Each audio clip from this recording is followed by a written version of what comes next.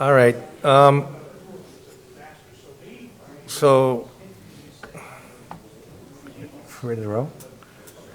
Paul's the All only right, it's 6 o'clock, so I guess we can get started with the Finance Committee meeting. I'd like to call this Finance meeting to order.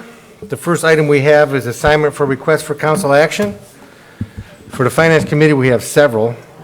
We have 2277 budget amendments, 2278 amend lease agreement, William Scotsman, Inc. for the mini court, 2279 CHIP private rehab, 420 Jefferson Street, 2280 amend ordinance 6122 cybersecurity insurance renewal, 2281 demolition of 368 Foundry Street ARPA funds, 2282 fiscal year 22 CHIP grant consultant contract, 2283 expenditure P25 unication pagers for the fire department, 2284 expenditure intermedia citywide phone system replacement, 2285 bids and design discussion for South Prospect Street reconstruction, 2286 application for federal funds state road reconstruction, 2287 easement for Brandon Fiber to locate facilities on city property, 2288 West Smith reconstruction purchase of real property, 2289 West Smith Road dedication plat,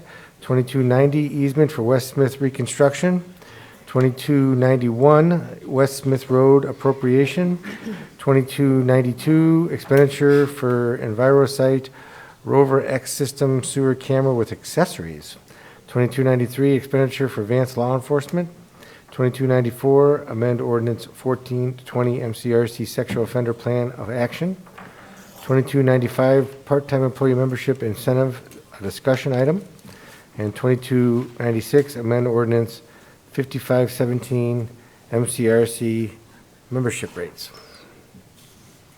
First item we have after that is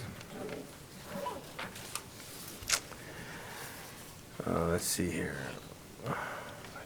2272 install flashing yellow solar road signs at Sugar House and 57 Lexington Ridge. Mr. Patton, do you have any update for us from our last meeting when we talked about this? I do. We did receive a quote from Param Electric, Lampion, for each of those signs would be $5,100, so $10,200 for two. They are the solar powered. It'd be the intersection advisory sign, to be a yellow sign with the LEDs on the perimeter of the sign, and it would be a 24-hour, 7-day-a-week sign. You know, it'd flash all the time. And how far from the intersection in each direction, north and south, would they be going? You know, I'm going to defer to ODOT on that. I emailed them that. The existing signs that are just standard signs are about 700 feet away. I would anticipate these would be a little bit closer, somewhere around 400 or 500. Okay. Ms. Hare, anything to add to that, or? Well, I'm certainly happy that the cost was less than we originally thought it was going to be. So thank you very much for checking into this so we can move forward with this. Yeah, I am anticipating getting a second price. If it's lower, obviously we'll go with that one, but this is the one we got in time for the meeting. So it'd be a total of $10,200 for two flashing signs, solar flashing signs. Correct, yeah. So the money's going to come from, I guess we can make a determination. I would imagine it'd be some available in general administration. I'm not sure which account. Why do I feel so low? Mayor?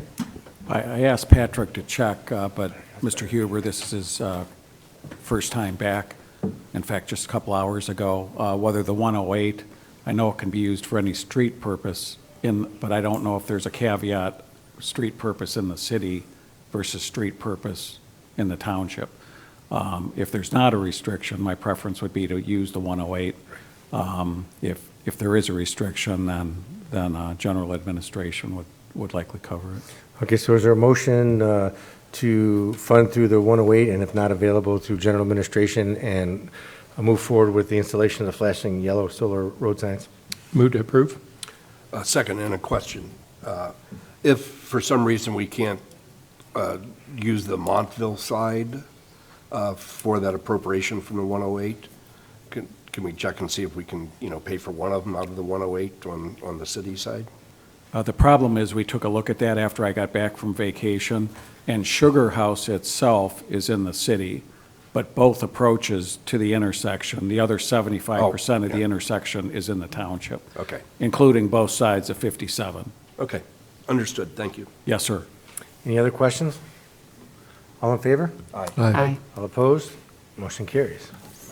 All right. 2277 budget amendments, we have 2207. I'm not sure, has anybody got those on their thing? I got blanks on my, for some reason. All blanks. Must have had a bad download. So the first one we have is 07. I guess it says 77, but I guess it's 07. Keith, I guess these are just transfers? Yeah, they're transfers and just cover shortfall. Any questions? Move to approve. Second? All in favor? Aye. All opposed? Motion carries. 2211, equitable sharing. I guess, Keith? This, Mayor? Who's this coming from? These are necessary for that equitable sharing grant. Move to approve. Second? All in favor? Aye. Opposed? Motion carries. 2212, education and travel, 152 account. Covers education and travel expenditures out of 152. Move to approve. Second? All in favor? Aye. All opposed? Motion carries. And then we have 2213, which is the revolving loan fund for the CHIP grant.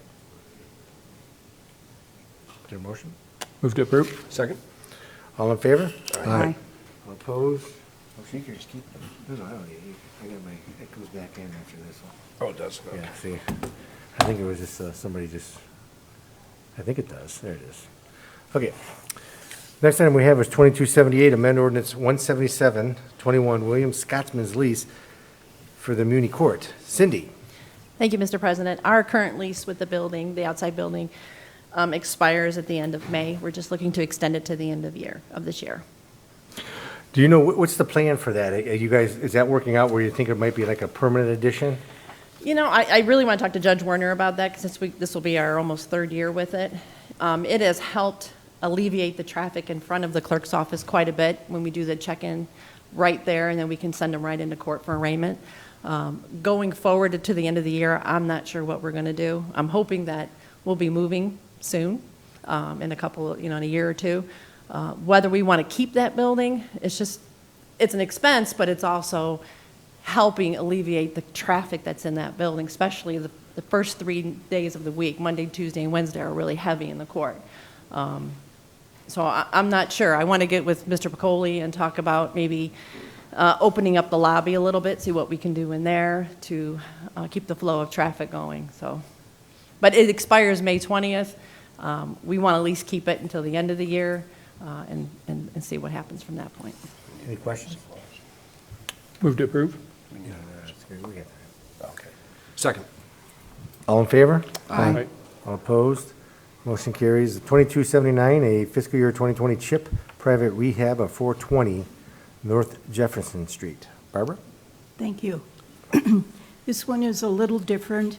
You've done the transfer in one of your budget amendments. We have, when CHIP was first introduced at the city, you had to agree to set up a revolving loan fund.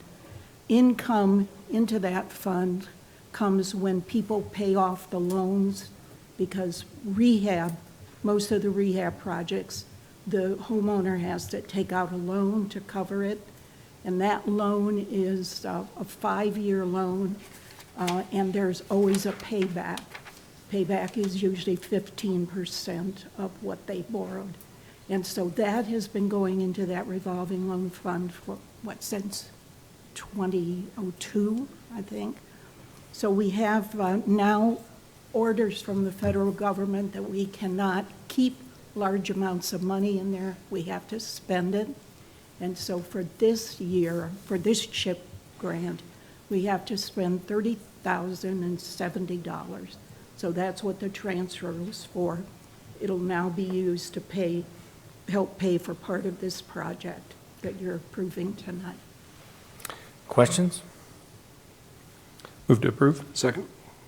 All in favor? Aye. All opposed, motion carries. 2280, amend ordinance 6122, cybersecurity insurance renewal. Mayor? Is this you? Yes, sir. So while I was off on vacation, and Mr. Coyne was handling the liability insurance for us, it was determined that we were short. There was a misunderstanding as to whether or not we had what's called an endpoint detection and response service on the city computers. And we were in the process of implementing it, but it had not been fully implemented at the time the policy was to take effect. The result of that was they couldn't bind over, assuming it would be done once the new policy was in effect. So they said there was an additional charge of $37.37 to their original quote because of that. So we're asking to increase the amount from $16,540 to not exceed $21,000. In order to bind it, Mr. Coyne and I were both on a phone call with them. The last few days I was down there and got them to agree to bind it for the $16,540. And once we work this through the council approval process, they will then invoice us for the remaining $37.37, and then we'll be whole for the year and good thereafter. Any questions? Mr. President? Mr. Rose? Darren, the 3737 cost, how much, what's the cost benefit here? What are you putting into it to meet this requirement that, is it worth our money for this? Yeah, I Or- looked at that early on, and what we found was that it was a little bit of an increase in cost from just the straight outright purchasing of the extra protection. But there was two things. One was there was still a significant benefit with the insurance, and more importantly, it actually gave us another level of threat protection for cybersecurity and ransomware. So it was well worth it, and it was really just taking our existing Trend Micro solution that does our antivirus solution that we have in place and elevating it to basically one on steroids, an extra feature that does a little bit of comparison and analytics outside of the protection. Is that new little icon I have on my iPad here? No. No, That that's one's right not in it? the background. Oh, that's something else? Okay, Yep. all right. Thank you. Yep. Any other questions? Move to approve with the emergency clause. Second, including emergency clause? All in favor? Aye. All opposed? Motion carries.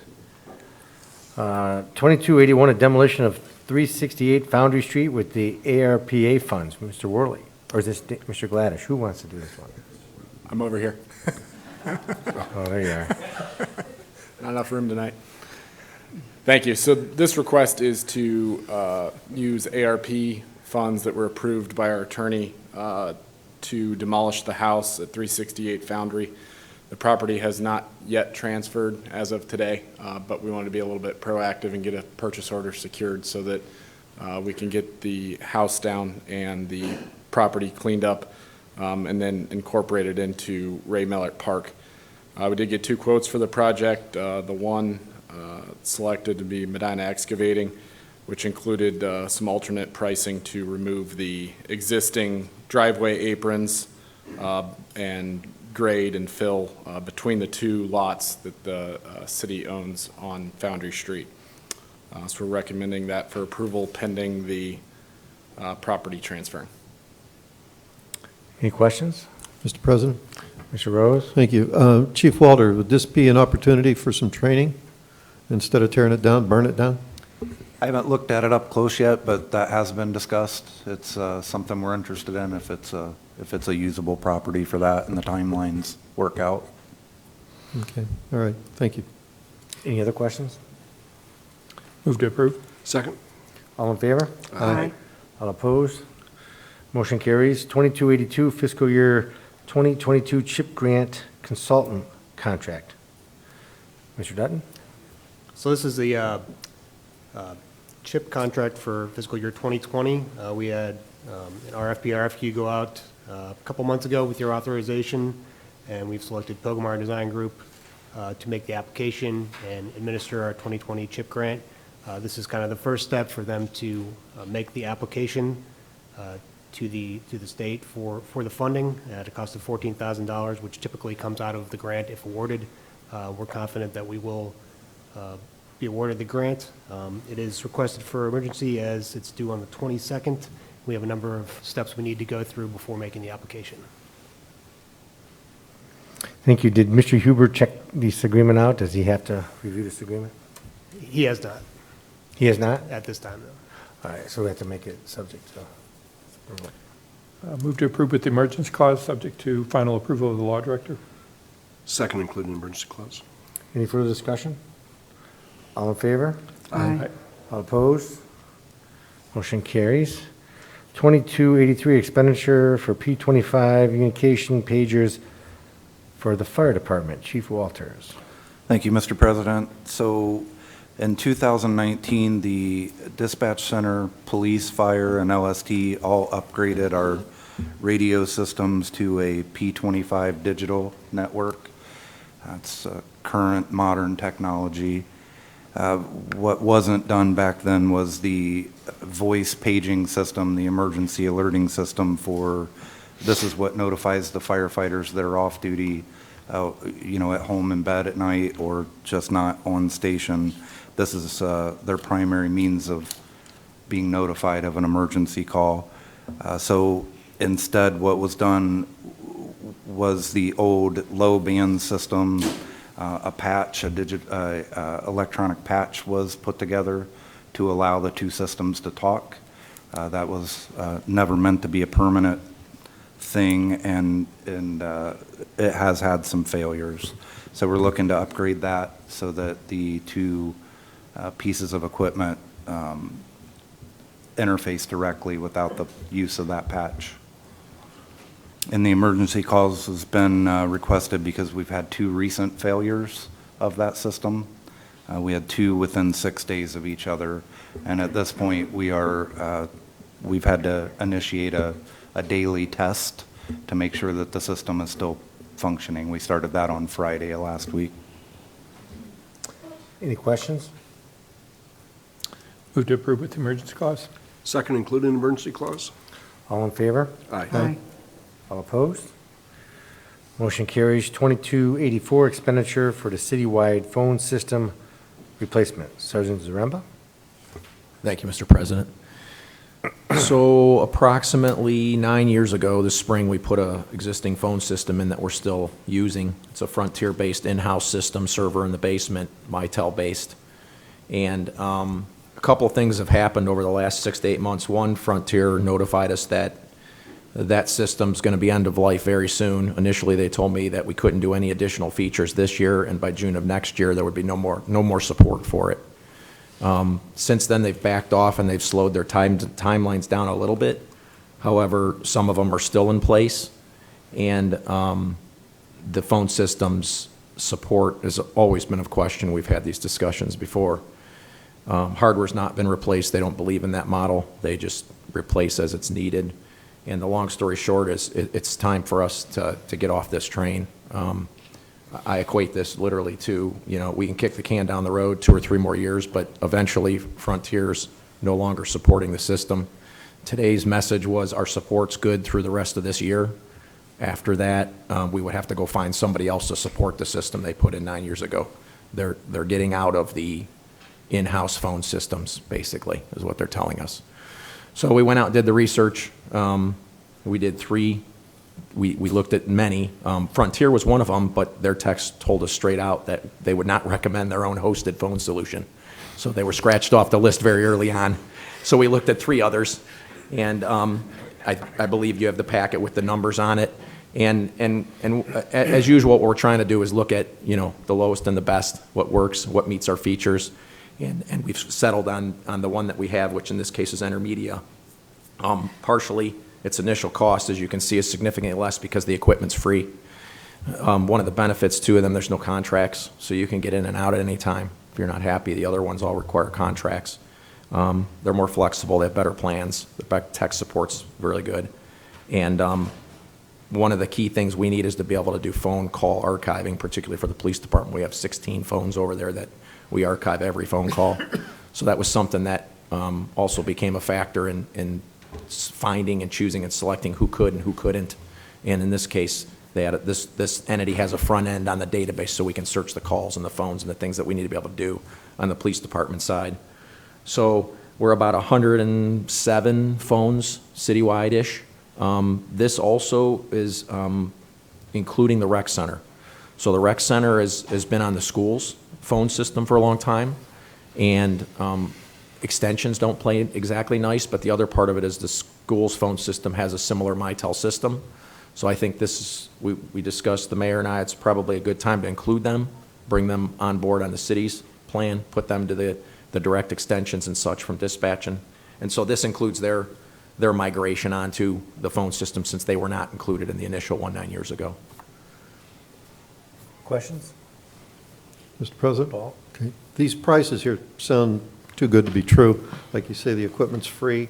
Let's hope it stays that way, but my big question is, it looks like it's a little more involved than what we currently have. How much training comes with this?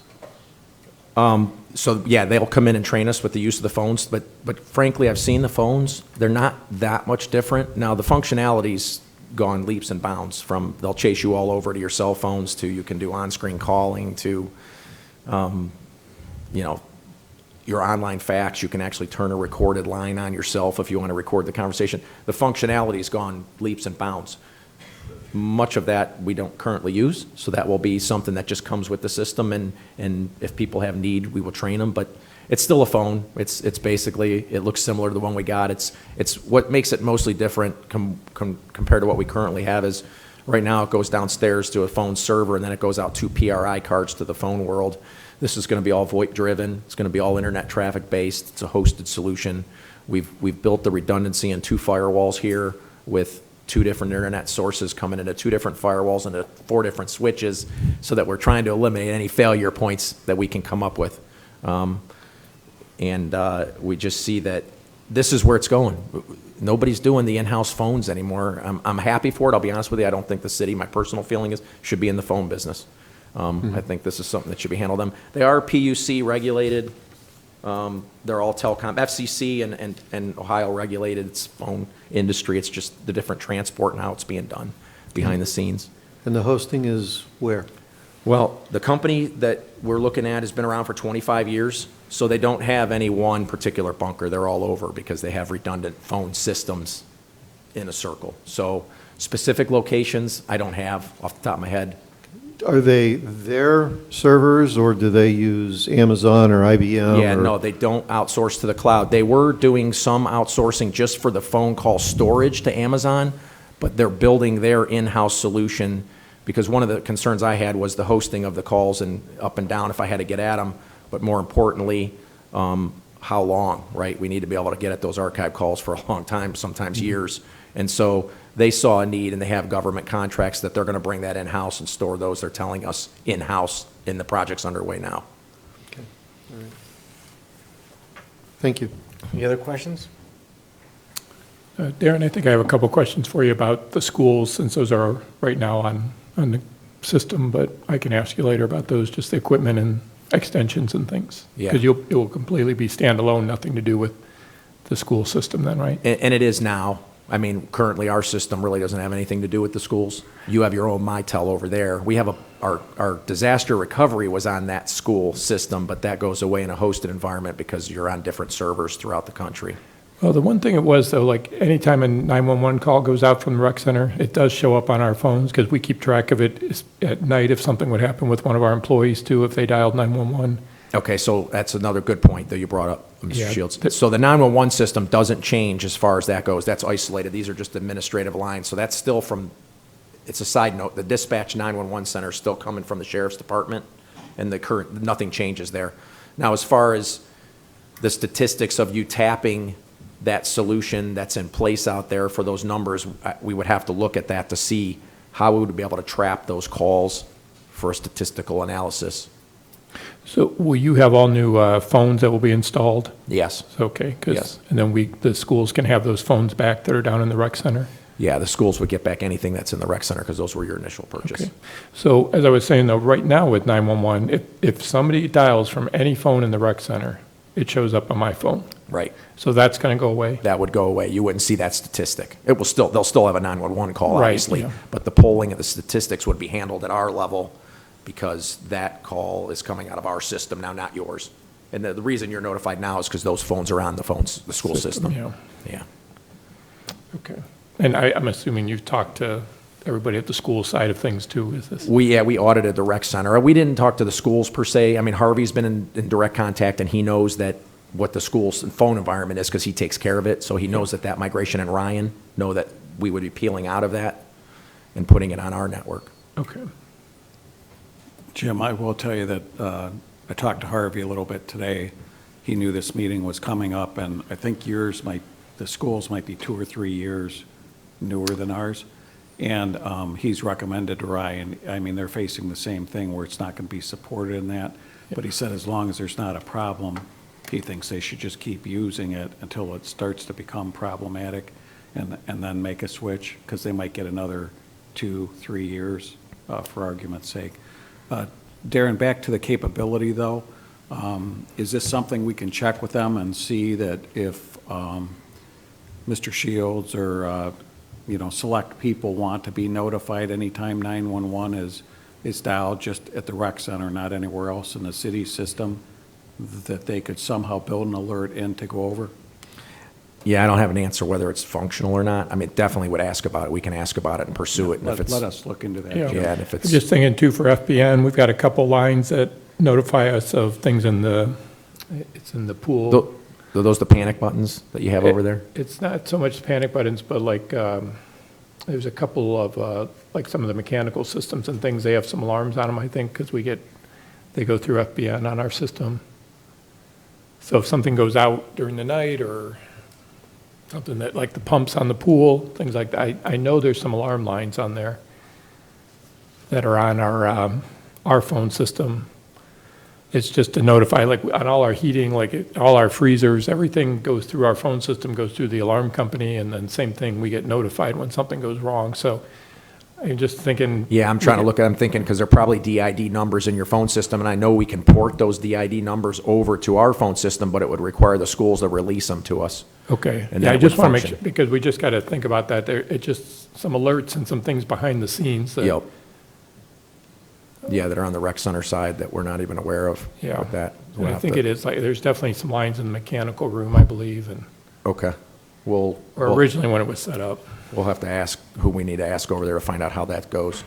Yeah, so those alarms you're referring to are monitored by the school maintenance staff. We don't, to my knowledge, get notification for any of those. Yeah, you guys don't, but we do. But I was just Right. thinking, they go through the 6,900 set of numbers.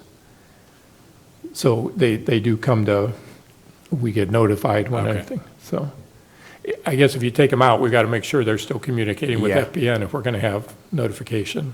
Yeah, we'll either have to port those numbers on our phone system if they're connected to the rec center side, or we're going to have to find a workaround to get them over there. I got to get a complete audit to know what those are. Okay.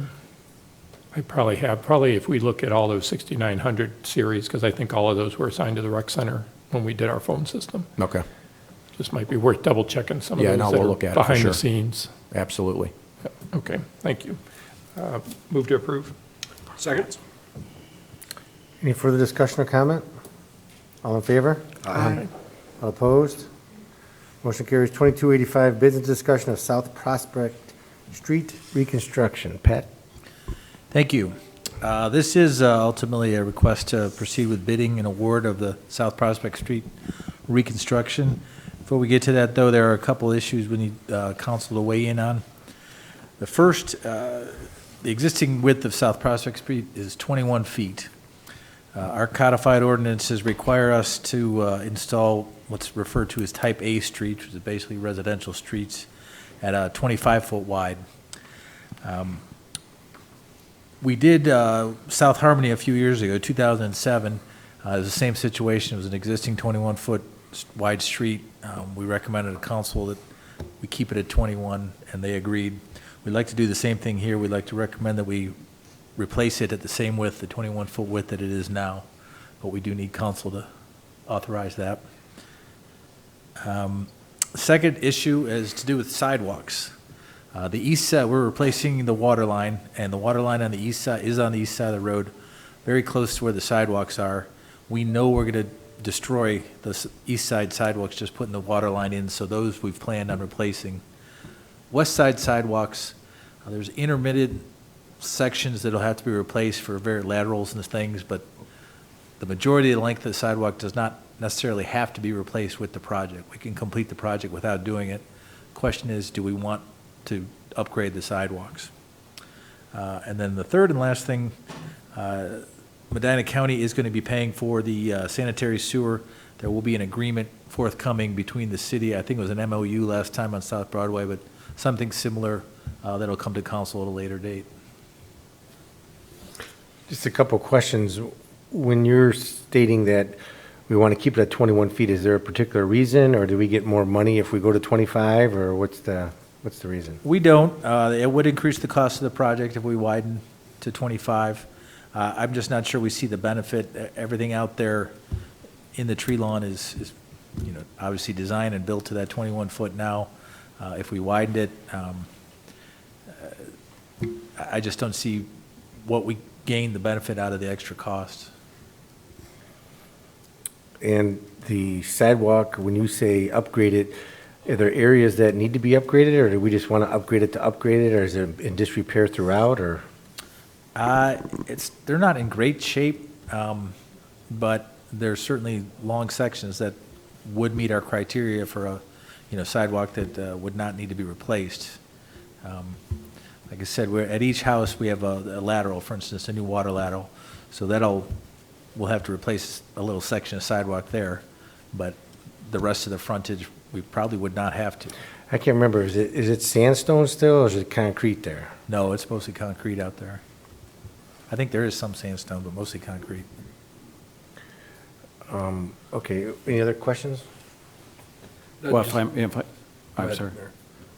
If I may, Mr. Coyne, generally, now we're going from asphalt to concrete here. And generally, when we've done concrete streets, we've done all of the infrastructure and the sidewalks on both sides. Another advantage of the 21 feet is if a street is less than, I believe it's 24 feet, I don't know if you know, or the chief remembers, if it's less than that, then you don't have parking on the street. And we've never had parking on the street. I don't know how they would feel about parking on their street. If we did widen it, there'd be extra right-of-way and a variety of things. But I would ask council to consider the sidewalks, because everywhere else we've done the street replacements, we've done both sides. Thank you. And that was going to be my question, because I thought that when we did a complete reconstruction, that we did replace the sidewalks. I would like to see us do the sidewalks on both sides. I will tell you, I think I do use that block a lot. I'm not the person who speeds up and down it from our board meeting the other night, but I do cut through there a lot, and it needs some improvement. But it's a really nice block of houses where people do a really nice job taking care of their properties.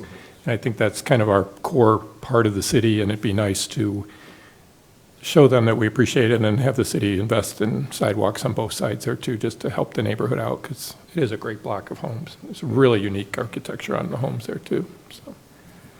Pat, with Spring Grove's already tore up, and the Prospects tore up, and State Road's tore up, and now you're going to tear up Smith Road. Some of us aren't even going to be able to get to work. You can work remotely, that's fine. Well, and then there's Route 18. Do you ever look at that? I think he likes it. The question I have is on the sandstone. Are there any residents that would be adverse of losing that sandstone? Because I guess that has some kind of character to itself also. Yeah, I guess that I can't answer. We haven't reached out to the residents, so I don't know what their feeling would be. Because if we go through there and rip it out, I guess that's my only question, because I know sometimes the older sidewalks are made out of sandstone rather than concrete. Some people like that, nostalgia and the look of the sandstone, but I would assume we would save it if we take the sandstone. They don't still crack it up and throw it away, do they? Yeah. No, that sandstone would be pretty valuable. We would save it. I'm not sure what we would do with it, but we would save it. Right. Well, I guess I don't know the answer to that question. I guess maybe what would be wise for us to do is like notify the residents. I mean, you know, we're making decisions here, but we don't know all the answers to everybody who lives on that street, what they want. We're just assuming what they want. And sometimes, you know, we don't know what they want, but we think we do. But I don't know what we should do with that. But I kind of agree if new sidewalks are what needs to be done, maybe, you know, we do that. But I guess maybe we should ask first, or maybe, I mean, I don't know. Because you have to contact all the residents anyways. Just maybe when you send out the email regarding the street going to be repaired, as Mr. Huber alluded to, is just ask them about, you know, we're planning on doing the sidewalks. Are there any concerns about that? Just to see if you do have anybody that has a concern. Yeah, we could do that. We generate a mailing list for all our projects, so it would be pretty simple. Mr. President, Yeah, Mr. to that point, I would be concerned about creating tripping hazards. Just look on Court Street where they kept parts of the sandstone and put the concrete down, and then you've got different levels. All right, I would be concerned about that for people walking by, not familiar with the area. Okay, unless we can, I know there's things you can do with foundations, and I use that in quotes, for the sandstone to keep them level, but if it's economically not feasible, you know, we may have to force something there for safety. Okay, thank you. Any other questions? I think aesthetically, it would look better if the sidewalks on both sides of the street were uniform, but I'm not opposed to asking the residents, you know, their thoughts on the matter. I guess I would be surprised if the majority said, no, let's keep the sandstone. Thank you. Any other questions? I got one thing to add. I just wanted to make you aware, we are planning to remove the trees on the east side of the road from Smith down to Lafayette, so that they can put most of the utilities in the tree lawn there. And a lot of the trees that are there are underneath the utility lines as they are. So those will be removed and then obviously replanted when the project's complete. That would be something you could put in your newsletter too. Yes, Patrick? All right, now in terms of the bidding, we've estimated the project costs at $1,610,000. Of that amount, the city will be responsible for a little over $766,000. We've obtained a grant from OPWC for $493,940. And as I mentioned, the Medina County would be providing $350,000 for the sanitary sewer. And that comes from the 108, all of it. That's correct, yeah. All right, anything else? So I'll make a motion to allow Patrick to go out to bid with sidewalks unless the residents tell us differently. And the width of the street? 21 foot, feet. stay as is. But are we going to give them an option too on the east side where they have to be tore up? No, I guess we just want to ask the residents. I mean, we're doing a project. I think it would be appropriate just to get some input from them, what they're going to do. But I think we can always bid it out, and you can have an ad alternate with respect to the entire length of the sidewalk. At least it'll give you the full number of what it costs to replace all the sidewalks. And then once the determination is made, at least we have the money available. Patrick, are all the utilities on the east side? The water is sanitary sewer. There's a distance. Sanitary sewer is actually right along the curb line. So on the west side, there really is no utility. There's storm sewer. Okay. That's closer to the street. Where was the gas line at? Because if you drive down there right now, that's where the mess is, Yeah. that's where he was telling us at the meeting the other night how they didn't do a very good job filling it in. So Right. if it's the west side that would maybe potentially stay, my bet is all those residents are going to tell you, Yeah. do them all, because remember he even said that they did not do a very good job Right. after the gas company went through there. And you maybe can contact Armstrong and Lit Communities if they're going to put some stuff in, and they should do Yeah. it at that time. I don't know if they're there yet, but I want to If get it's them. torn up, you might as well do it before you put it all together, and then they come and tear it up again. Yep. So I'll second that, Joe. All right, any other questions or comments? All in favor? Aye. All opposed? Motion carries. Next one we have is 2286, application for federal grant funds for state road reconstruction. Patrick? Thank you. Last year at this time, we were authorized to apply for the federal earmarks for State Road. We were notified by Congressman Gonzalez's office March 31st that they are again seeking projects. Unfortunately, the deadline is April 15th, so we're here to request first that we are authorized to apply again for that grant for State Road and also for the emergency clause. Any questions? Move to approve with the emergency clause? Second, including emergency clause? All in favor? Aye. All opposed? Motion carries. 2287, easement for Medina Fiber to locate their facilities on city-owned property. Patrick? Thank you. This was before council previously. We discussed it. They installed some of the facilities in the right-of-way. It presented a problem for our water department, and it was very close and actually over our water lines. The resolution was to allow them to move these facilities just on the other side of the sidewalk, which required the city to, and this is at the fire station on Wadsworth Road, the city to give them an easement for those facilities. And how large is this easement? It's just like a 10 by 10, or is it, what did it say? I think it's a little bigger than that. It's 12 by 25. And they are paying the cost for the survey and for the recording and all that. And is there a requirement, I guess there's going to be a pedestal box stuck on the surface, and as far as the maintenance is concerned, I mean, we would be responsible, of course, to maintain the lawn around there, I'd imagine. But I don't imagine there would be, if there's any settling around because of the box, that they come back within a certain period of time to fill the holes in it for settlement? Yeah, they'd be on the hook for all that. Okay. Any other questions? Mr. Chairman, Mr. Piccoli, is this going to, our friend on Acorn, is this going to hurt him at all? No, so the answer is no. The anticipated location is on the south side of the driveway still, correct, Pat? That's correct, yeah. So the answer is no. Okay, thank you. Any other questions? Move to approve? Second. All in favor? Aye. All opposed? Motion carries. 2288, West Smith Reconstruction, purchase of real property. Patrick? Thank you. This one and the next three after that all have to do with our West Smith Road right-of-way. This is actually purchasing property, and this is located at Baxter and Medina Street, where we're going to be realigning the two roads. We came before council previously, and you authorized the increase of $500 for the offer. That was accepted and signed, so now this is for the contract.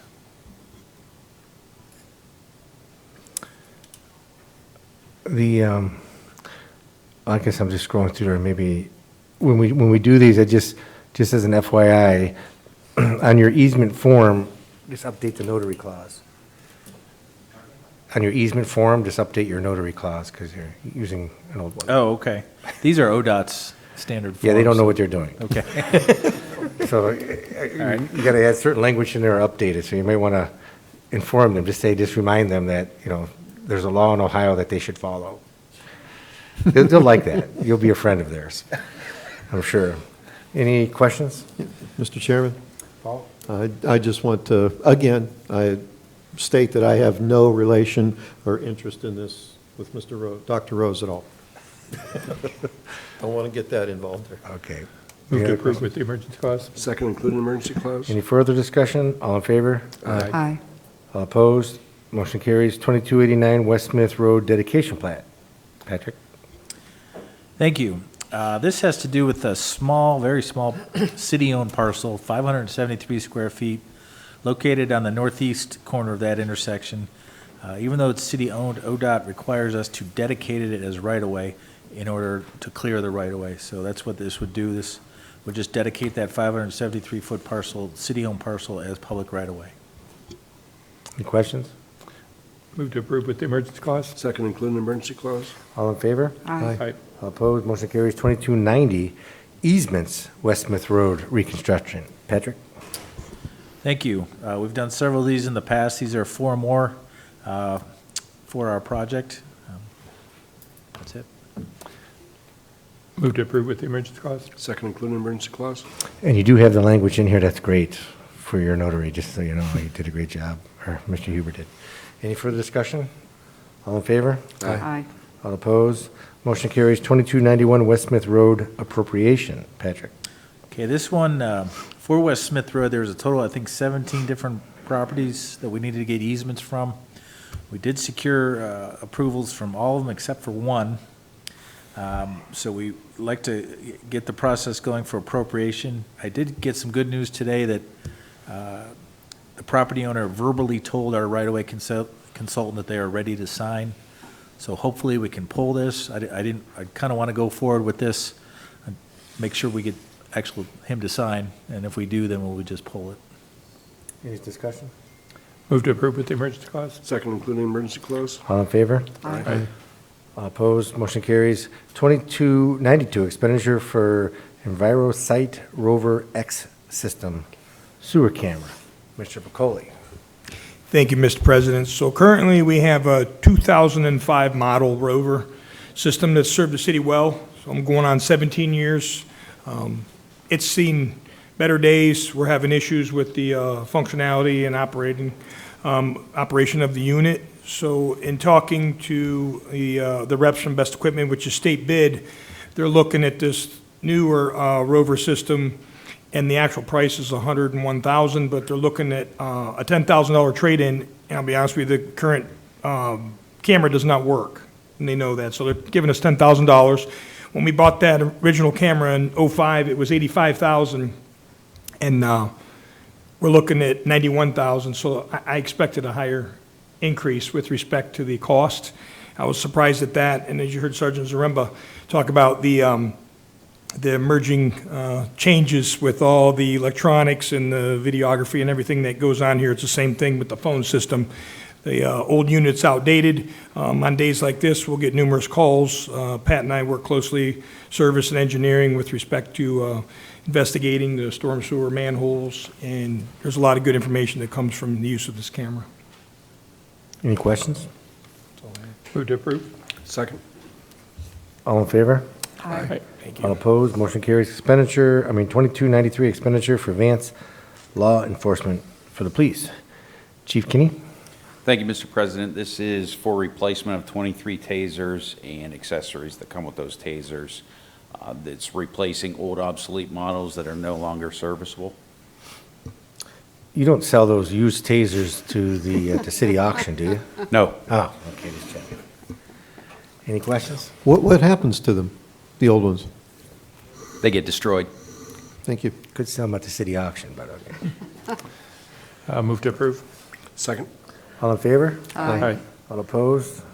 Motion carries. 2294 MCRC Sex Offender Policy Amendment. Mr. Worley? Thank you, Mr. President. You might recall this policy went into effect beginning of 2020 at the rec center, and it's worked out well for us since its implementation. The reason why we're here with it today is the company that we used to use to check driver's license and IDs, state issue IDs against the National Register went out of business, and we had that company specifically listed in the exhibit of our ordinance. So we wanted to get the policy updated as well as simplified to reflect what we're actually doing at the facility. One of the major changes that's in this new policy is making exceptions for photo IDs for our large events like youth basketball that come in the back doors through the school entrance, D. Swim meets that also come in the back doors to the pool, and some of our larger rentals where we have families coming in with up to 30 guests that have reserved a room at the facility. The goal of this is to make sure it aligns with what we're actually doing. We don't have the ability to scan guests through our back doors. We don't have a workstation there, as well as we're getting, as game times are every hour for 3 hours on Saturdays. We have hundreds of people in and out the doors, along with visitors, moms, dads, grandma, grandpa, on a pretty regular basis. So We have purchased a new software and new ID scanners. In the interim, we were manually entering driver's license numbers, which was very time-consuming and cumbersome for the staff when we had a lot of people coming in the door. So our new program is up and running. We did not put specific language of a program that we're using in this update. We just mentioned that we're going to scan all daily visitors and new and renewing members at the time of their membership.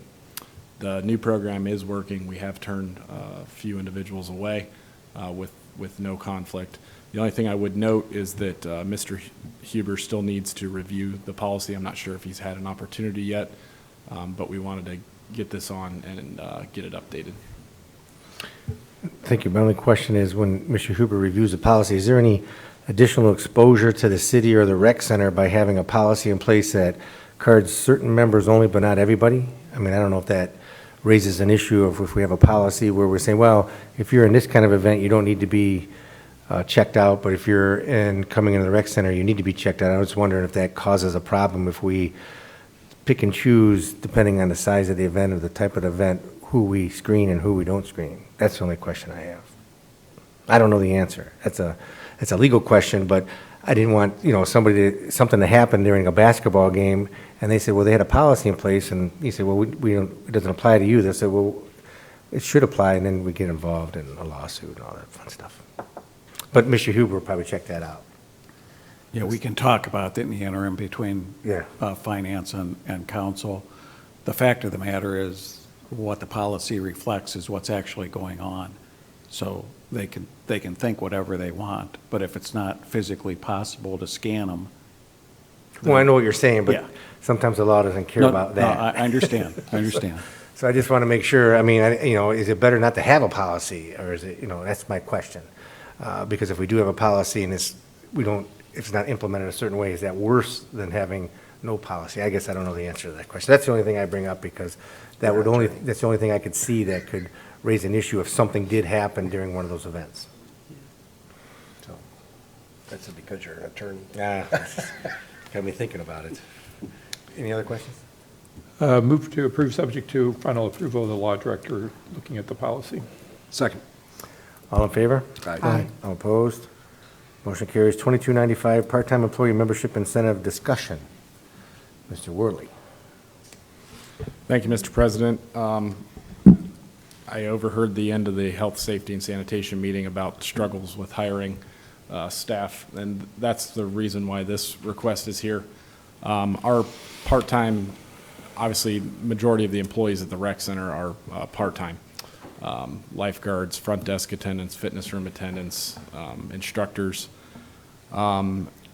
Since January, we have lost a total of 8 employees at the front desk, specifically from resignations, and we've also been denied by 2 potential new hires due to the low pay for the position.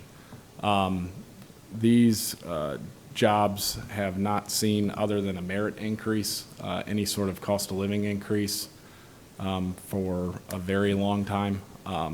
Majority of the positions on our RC pay code have been absorbed by minimum wage.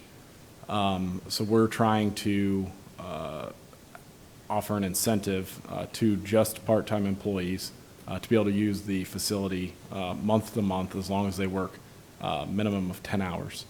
What that enables us to do is get our employees familiar with the fitness equipment in the facility, further connect with the patrons that are there on a daily basis, as well as put more people in the facility that are trained in first aid and CPR.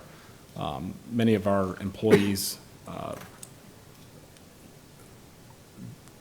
work at the rec center because they love the rec center. Most of them are probably members. I haven't actually looked at the membership report or anything like that, but just trying to entice people to come work with us and enjoy the facility, and hopefully help us connect with some people that might be interested in gaining employment with us. Good thought process.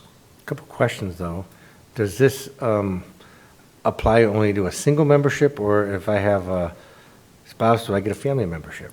It's a good question. The proposal is just for a single individual membership. If you wanted to sign up the rest of your family, you would still get your employee discount for the remaining people in your family. What about, do other rec centers or, I guess, fitness places do something like this? Is this why we're doing it, or what? So we have put out a survey to a number of rec centers to look at our pay. And one of the questions was, do they offer an incentive for employees?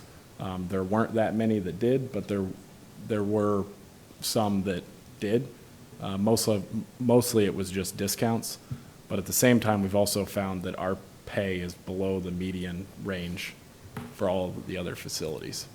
And I kind of looked at this from a little bit different perspective. Our part-time union eligible employees do get fringe benefits. They get boot allowance, they get uniforms, and our part-time staff at the rec center doesn't get any of that.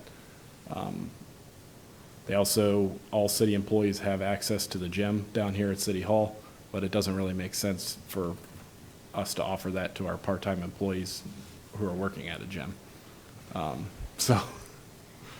Reggie?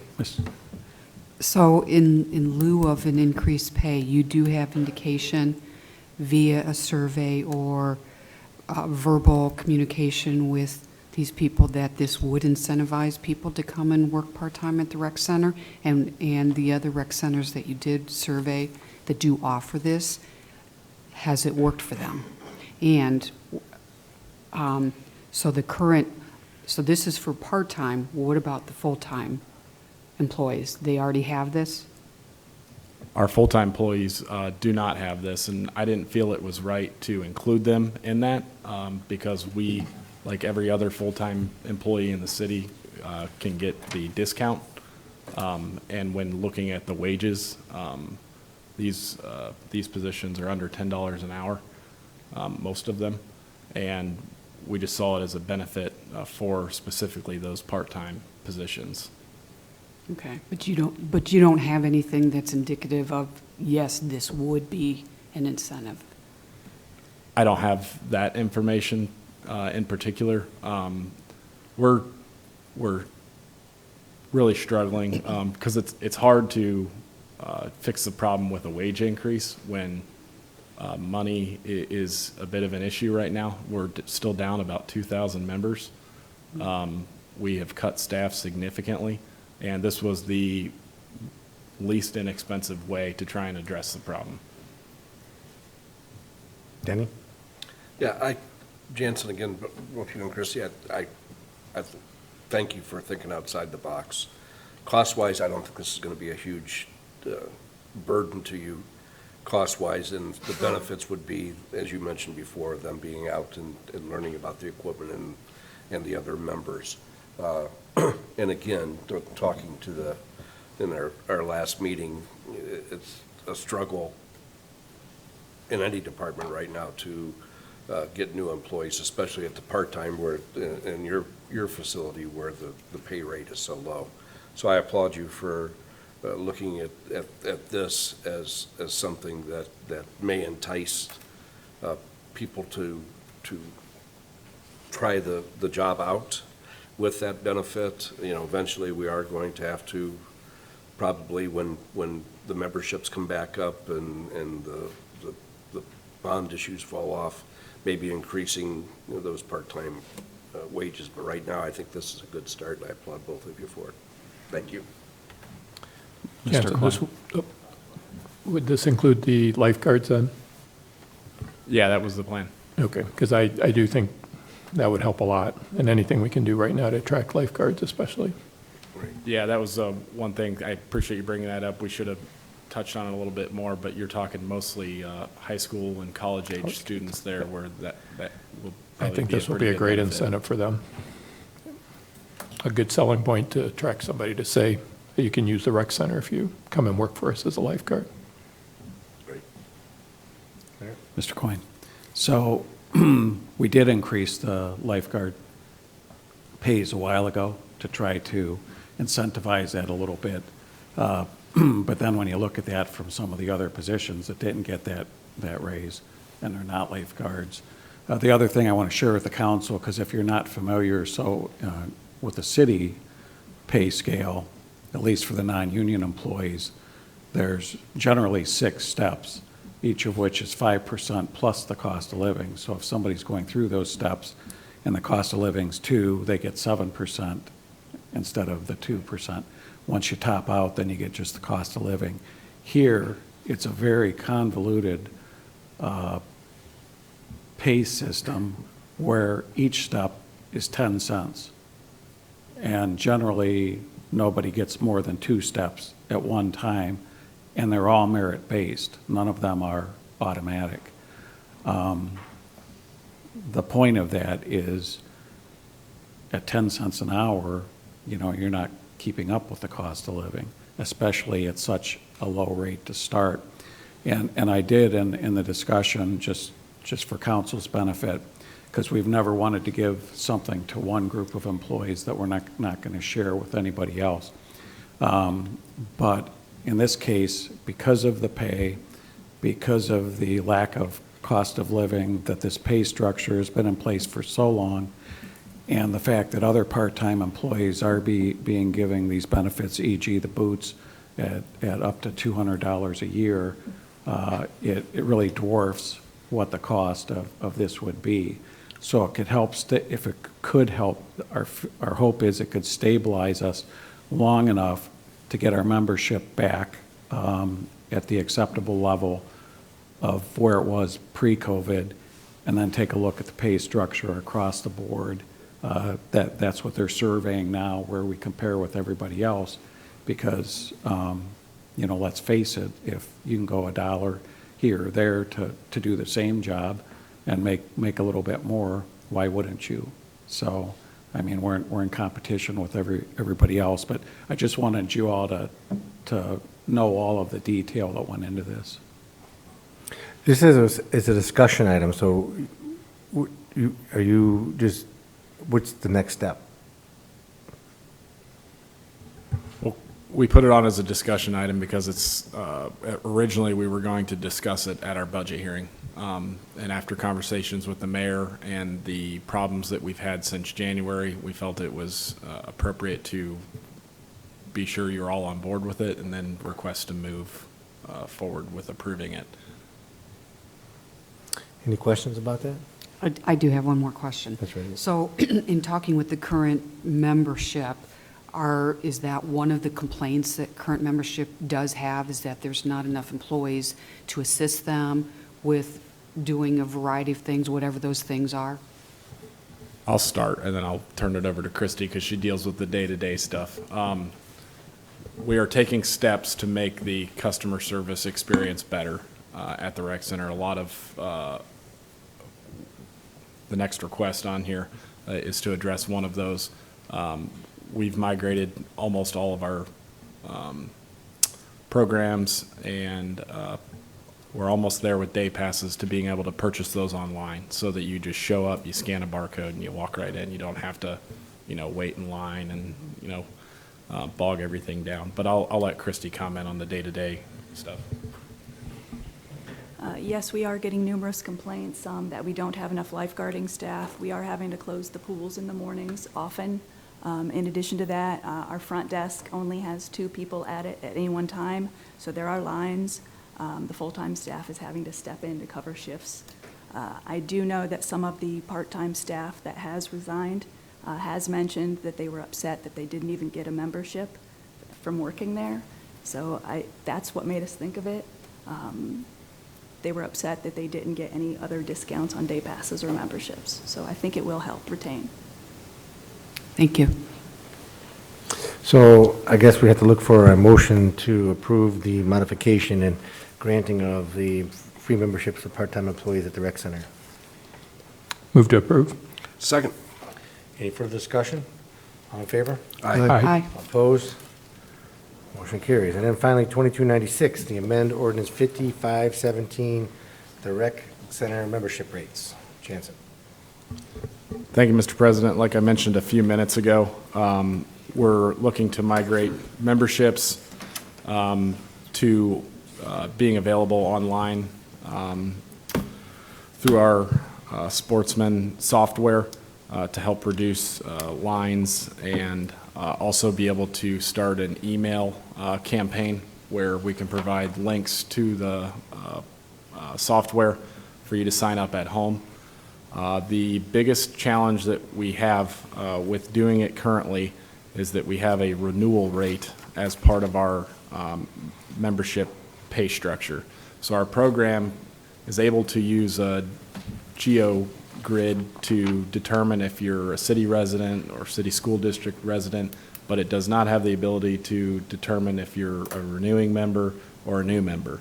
So in order to streamline that and make this work, we need to strike the renewal rate from the membership rate structure, and then we have a test program set up right now, ready to go live with the outdoor pool season pass memberships, and we should be able to then put our membership for the rec center online as well. That will help reduce some of the stress at the front desk, hopefully simplify their job a little bit, and enhance the experience for our patrons. I'll let Christy talk a little bit about the rate structure and how many people this change might be affecting. Right now would be a great time to do this because we are so low on memberships. We currently have about 6,000 members. Normally, we run around 8,600, so that's about 2,000 more people, 2,600 more people that we have to recapture. When I'm giving tours at the recreation center, a lot of people say things offhandedly, so I assume I could just buy this membership online. And we don't have that capability right now due to having those two separate parameters of location and renewal and new. If we were to do away with the renewal rate, everybody could set up their own accounts online and pay for their memberships. They could even upload their own photos and things. So it would very much streamline the process at the front desk. Right now, doing a brand new membership takes between 8 to 10 minutes, and that backs up the line considerably. Right now, we only have about 24% of our members as renewing members. In our system, a renewing member is somebody who has not lapsed more than 2 weeks, and that's the problem. This system cannot differentiate how long a person has lapsed. So if we go to all new rates, then we can definitely put it out there. We could do email campaigns for members that are doing upcoming renewals. We can email them. We can send them a discount code if we wanted to knock off a little bit of money for being a renewing member.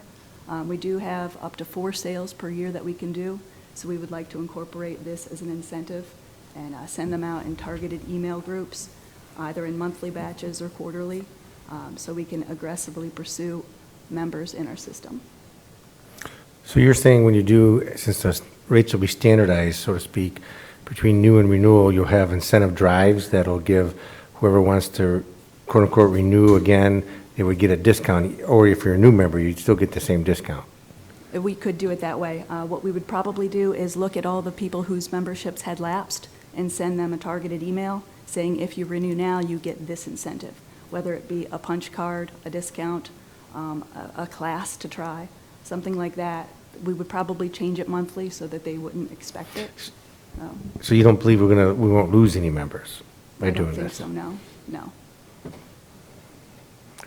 Question? Mr. Chairman? Thank you. When can we replace this software? As all my years in IT, I never, ever had the customer change their policies because my software didn't work. Okay? I made sure my software worked so you could keep your rules. Oh, we would love to look at a new software option. This is one of the least expensive softwares that, You get what you pay for. Yeah, we are getting what we pay for. It does have all the functionality we need. We had wanted to go away from this new and renewal for the past several years anyway. The original intent of the new versus renewal was to encourage members to renew before their membership expired, and we did not see that that was the case. Even So- before COVID, we Right. didn't see that? yeah. Okay. It all right. didn't, that 2 weeks grace period and that $10 or $14, whatever it was, it averages between $22 and $29 per membership. That's the incentive they're getting, and that wasn't enough to bring them back in the door, so. Okay. All right, thank you.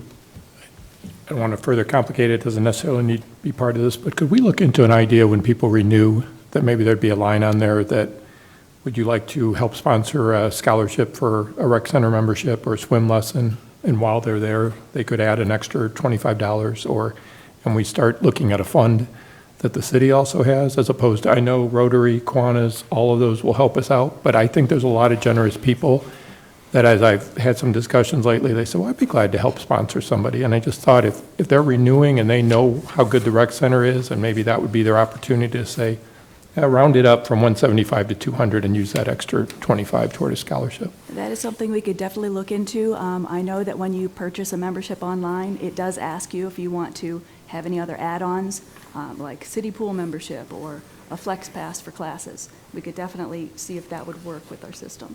I would just love to see if that ends up putting some more money towards some of these concerns about some of our lower socioeconomic families that maybe can't afford it, that would be a reminder of, hey, if you want to help out toward that or have some scholarship funds too. Yeah, that would be a great idea. Thank you. Okay. Any other questions? Move to approve. Second. All in favor? Aye. All opposed? Motion carries. Anything else to come before finance before we adjourn and get ready for council? All right, we're adjourned.